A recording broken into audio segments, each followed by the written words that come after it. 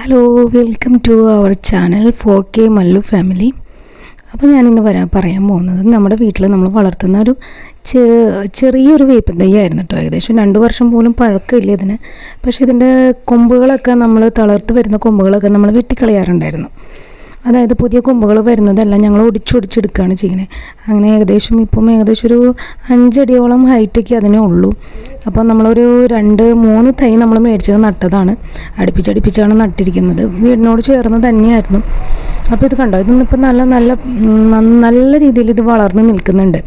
അപ്പോൾ നമ്മളിത് വളരാൻ വേണ്ടിയിട്ട് ഞാൻ ചെയ്ത ഒരു ചെറിയ പൊടിക്കൈ നിങ്ങളോട് പറയാൻ വേണ്ടിയിട്ടാണ് ഇരിക്കുന്നത്. ഇത് സത്യം പറഞ്ഞാൽ ഒരുപാട് കേടുകൾ എപ്പോഴും വന്നുകൊണ്ടിരിക്കുമായിരുന്നു കേട്ടോ. എപ്പോഴും എന്ന് വെച്ച് കഴിഞ്ഞാൽ കണ്ടിന്യൂസ് കേടുകളായിരുന്നു. നമുക്ക് തൊട്ടപ്പുറത്തെ വീട്ടിലൊക്കെ വേപ്പിൻ തൈക്ക് നിൽക്കുന്ന കേടുകളൊക്കെ എല്ലാത്തിനും നമുക്ക് നമ്മുടെ പറമ്പിൽ നിൽക്കുന്ന തൈകൾക്കൊക്കെ പിടിക്കും. അപ്പോൾ അതുകൊണ്ട് നമ്മൾ എപ്പോഴും നമ്മൾ ഓടിക്കാൻ ചെന്നാലും അതിൻ്റെ ഇലകൾക്കൊക്കെ ഒരു ചെറിയ കേടുകളും കാര്യങ്ങളൊക്കെ കാണാറുണ്ട്. അപ്പോൾ അങ്ങനെയാണ് ഞാൻ വേറൊരു മരുന്ന് നമ്മൾ പ്രതീക്ഷിച്ചത്. നമ്മൾ യൂട്യൂബിലൊക്കെ കണ്ട പോലെ തന്നെയാണ് കേട്ടോ. നമ്മൾക്കിത് ഒരുപാട് സമയമൊന്നും വേണ്ട. ഏകദേശം നമ്മളിപ്പം കഞ്ഞിവെള്ളമൊക്കെ ഉണ്ടാവുമല്ലോ വീടുകളിൽ, ആ കഞ്ഞിവെള്ളത്തിൽ ഞാൻ കുറച്ച് മഞ്ഞൾപ്പൊടിയും കുറച്ച് ഈസ്റ്റും ഇട്ട് കലക്കി വെക്കും. ഏകദേശം ഒരു ദിവസം കഴിയുമ്പോഴേക്കും ഞാൻ അത് ഈ ചെടികൾക്കൊക്കെ ഒന്ന് കൈകൊണ്ട് വെറുതെ ജസ്റ്റ് ഒന്ന് ഞാനെടുത്ത് തളിക്കുള്ളൂ. പിന്നെ അത് കഴിഞ്ഞിട്ട് അതിൻ്റെ കടക്കയിൽ ഒരു ഇത്തിരി ഒഴിച്ചും കൊടുക്കുമായിരുന്നു. അപ്പോൾ പെട്ടെന്ന് ഏകദേശം ഞാനിത് ചെയ്യാൻ തുടങ്ങിയിട്ട് ഒരു 2 ആഴ്ചയായിട്ടുള്ളൂ. ഇത്രയും നന്നായി ഇങ്ങനെ സ്പ്രെഡ് ചെയ്ത് വളർന്ന് ഞാൻ ഇതുവരെ കണ്ടിട്ടില്ല കേട്ടോ ഞങ്ങളുടെ വേപ്പിൻ തൈ. അപ്പോൾ അത് കണ്ടോ, ഈ വേപ്പിന് മിക്കവാറും വരുന്ന കേടായിരുന്നു ഇതുപോലെ ഒരു ബ്ലാക്ക് ആൻഡ് വൈറ്റ് ഡോട്ടുകൾ ഇങ്ങനെ വന്നുകൊണ്ടിരിക്കും. പിന്നെ ഇതിനൊരു കറുത്തൊരു ഇൻഫെക്ഷൻ പിടിക്കും, ബ്ലാക്ക് ഇൻഫെക്ഷൻ. അങ്ങനെ ഈ ഇലകളൊക്കെ ഇങ്ങനെ മുരടിച്ചു പോവും. പിന്നെ ഇത്രയും തിക്കായിട്ട് നമുക്ക് ഇലകളൊന്നും കിട്ടത്തില്ല. ഇത് എന്താണെന്ന് വെച്ച് കഴിഞ്ഞാൽ നമുക്ക് നമ്മുടെ തൈകൾക്കൊക്കെ നമ്മൾ കേട് വന്നിട്ട് നമ്മൾ മരുന്നടിക്കാമെന്ന് വിചാരിച്ചു കഴിഞ്ഞാൽ എത്ര മരുന്നടിച്ചിട്ട് ഇത് ശരിയാവുന്നുണ്ടായില്ല കേട്ടോ. ഞാൻ കുറേ മരുന്നുകളൊക്കെ അടിച്ചു നോക്കിയായിരുന്നു, പക്ഷേ എന്ത് ചെയ്താൽ ശരിയാവുന്നുണ്ടായില്ല. പിന്നെ എനിക്ക് മനസ്സിലായി, കാരണം നമ്മൾ കേട് വന്നതിന് ശേഷം നമ്മൾ മരുന്നടിച്ചാൽ ഒരു ചെടിയും നമുക്ക് പെട്ടെന്ന് തന്നെ രക്ഷപ്പെടുത്തി എടുക്കാൻ പറ്റത്തില്ല. അപ്പോൾ നമ്മളത് ഭയങ്കര വീര്യം കൂടിയ കീടനാശിനികളൊക്കെ അടിക്കേണ്ടി വരും കേട്ടോ. അപ്പോൾ ഞാൻ ചെയ്യുന്നത് കണ്ടോ, ഇതുപോലെ നമ്മളിപ്പോൾ ഞാനൊരു ചെറിയ പെയിൻറ്റ് ബക്കറ്റാണ് എടുത്തത്. എനിക്ക് വരുന്ന കഞ്ഞിവെള്ളമൊക്കെ ഞാൻ ചിലപ്പോഴൊക്കെ ഞങ്ങൾ തലയിൽ ഒഴിക്കാറുണ്ട്. എന്നാലും ബാലൻസ് വരുന്ന കുറച്ചൊക്കെ എടുത്തിട്ട് ഞാനിതുപോലെ ഒഴിച്ച് വെക്കും. ഞാൻ എപ്പോഴും നമ്മൾ കഞ്ഞി വെക്കുന്നില്ല, ചിലപ്പോൾ നമ്മൾ 2 ദിവസം കൂടുമ്പോഴൊക്കെ ആയിരിക്കണം നമ്മൾ കഞ്ഞി വെക്കുന്നല്ലോ. കുറച്ച് വെള്ളം ഞാൻ കുറുകൽ കൂടുതലാണെന്നുണ്ടെങ്കിൽ കഞ്ഞിവെള്ളത്തിൽ ഞാൻ കുറച്ച് വെള്ളമൊക്കെ ചേർക്കും കേട്ടോ. അപ്പോൾ ഞാനിത് ഇടയ്ക്കിടയ്ക്ക് തളിച്ചു കൊടുക്കുമായിരുന്നു. ഏകദേശം 2 ദിവസം കൂടുമ്പോഴൊക്കെ തളിച്ചു കൊടുക്കും.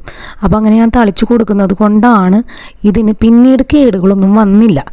അതായത് ഇപ്പോൾ ഈ ഒരു വളർച്ച തന്നെ ഏകദേശം ഒരു 1 വീക്കായിട്ടുള്ള ഇത്രയും വളർച്ച വരാൻ തുടങ്ങിയിട്ട്, അതായത് പുതിയ നാമ്പുകളൊക്കെ വന്നത് നല്ല രീതിയിൽ നിൽക്കുന്നുണ്ട്. അല്ലെങ്കിൽ എന്താ വരുന്നതെന്ന് വെച്ച് കഴിഞ്ഞാൽ ചെറിയ പുതിയ നാമ്പുകളൊക്കെ വരുന്നത് അപ്പം തന്നെ കേട് വരുമായിരുന്നു. അതായത് ഈ ഇലകളിൽ വരുന്ന ഈ പാടുകളൊക്കെയും പുതിയ ഇലകൾ വരുന്നതിനൊക്കെ വരുന്നുണ്ടായിരുന്നു. അപ്പോൾ നമുക്ക് കറി വയ്ക്കാനൊക്കെ എടുക്കാൻ ഭയങ്കര ബുദ്ധിമുട്ടാണ്. കാരണം ഇത് കേടാണ് അല്ലെങ്കിൽ ഇൻഫെക്ഷനാണ് എന്നൊക്കെ അറിഞ്ഞിട്ടും നമുക്ക് കറികളിലൊക്കെ ഉപയോഗിക്കാൻ നമുക്കൊരു ബുദ്ധിമുട്ടാണല്ലോ. അപ്പം നമ്മളങ്ങനെ കേടുകളുള്ള ഇലകളൊന്നും ഉപയോഗിക്കാറുണ്ടായില്ല. അപ്പോൾ എല്ലാ ഇലകൾക്കും കേടുകൾ പിടിക്കാൻ തുടങ്ങിയപ്പോൾ ഭയങ്കര സങ്കടമാണ്. കാരണം നമുക്ക് വീടൊക്കെ പണിത് കഴിയുമ്പോഴേക്കും നല്ല കറിവേപ്പ് വേണമെന്ന് പറയുമല്ലോ. എനിക്കിത് കൃഷിഭവനിൽ നിന്ന് കിട്ടിയ ഒരു ചെറിയ കറിവേപ്പാണ് കേട്ടോ. ഇതാണെങ്കിൽ ഇതിന് ഇലകളൊന്നും പിടിച്ച് കിട്ടുന്നേ ഉണ്ടായില്ല, അത്രയും മുരടിച്ച് തന്നെ നിൽക്കുമായിരുന്നു കേട്ടോ. ഏകദേശം ഒരു കൊമ്പ് മാത്രമായിട്ട് ഇങ്ങനെ ജീവനുണ്ടെന്ന് മാത്രമുള്ള രീതിയിൽ നിൽക്കുമായിരുന്നു ഈ തൈ. ഇത് കണ്ട, ഇതിന് ഞാനിതിങ്ങനെ ഉപയോഗിക്കാൻ തുടങ്ങിയ പിന്നെ ഇതിൻ്റെ ഇലകളൊക്കെ വെറുതെ കൊഴിഞ്ഞ് ചാടി പോകുമായിരുന്നു. എന്നാൽ എപ്പോഴും നമ്മൾ വെള്ളമൊക്കെ ഒഴിക്കുമായിരുന്നു കേട്ടോ.